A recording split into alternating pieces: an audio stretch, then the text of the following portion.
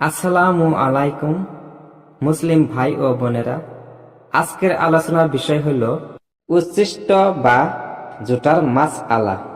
Number ১, সকল জাতের মানুষের জুতা পাক, সে মুসলমান হোক কিংবা অন্য ধর্মাবলম্বী হোক, কাফির বা মুশরিক হোক, স্ত্রী লোক হোক কিংবা পুরুষ হোক, হায়েস নেফাস অলি মেয়ের লোকের জুতাও পাক। যদি স্বামী স্ত্রী সঙ্গম করে থাকে এবং ফরজ গোসল করেনি, এ অবস্থায়ও তাদের জুতা পাক। নাম্বার ২, কারো হাতে কিংবা মুখে কোনো নাপাক বস্তু লেগে থাকা অবস্থায় সে কোনো জিনিস জুতা করলে ওই জিনিস নাপাক হয়ে যাবে। যথা মদখোর ব্যক্তি মুখে শরাব থাকা অবস্থায় কোনো কিছু জুতা করা। বিড়ালের জুতা নাপাক না, তবে মাকরুহে তানজিহি।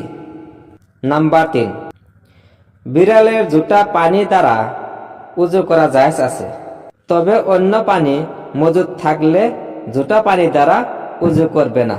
অন্য পানি না থাকা অবস্থায় ওই জুতা পানি পাক।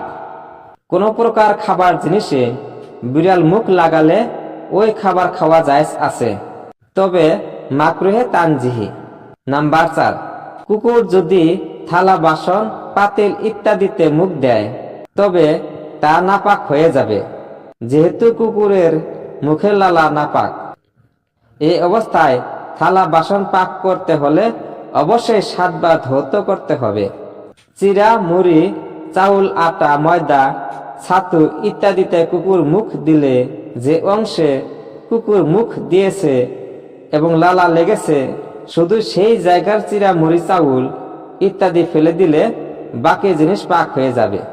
নাম্বার ৫, যে সকল পশুর গোশত খাওয়া হালাল, যেমন গরু, ছাগল, ভেড়া, দুম্বা, উট, মহিষ ইত্যাদি, তাদের জুতা পাক। কিন্তু তাদের মুখে কোনো প্রকার নাজাসাত লাগা থাকলে এবং ওই অবস্থায় কোনো জিনিসে মুখ দিলে ওই জিনিস নাপাক হবে। যে সমস্ত গরু মল আবর্জনা খায়, কোনো কিছু জুতা করার সময় তার মুখে মল আবর্জনা না থাকলেও তার জুতা মাকরুহ। যে সমস্ত হাঁস, মোরগ মল আবর্জনা স্থানে চড়ে বেড়ায় এবং নাজাসাত খায়, তাদের জুতা মাকরুহ। আর যদি বাঁধা অবস্থায় থাকে তবে তাদের জুতা নাপাক নয়, বরং পাক। নাম্বার ৬, যে সকল পাখির গোশত খাওয়া হালাল, যেমন চড়ুই, তোতা, ময়না, কবুতর ইত্যাদি, এদের জুতা পাক।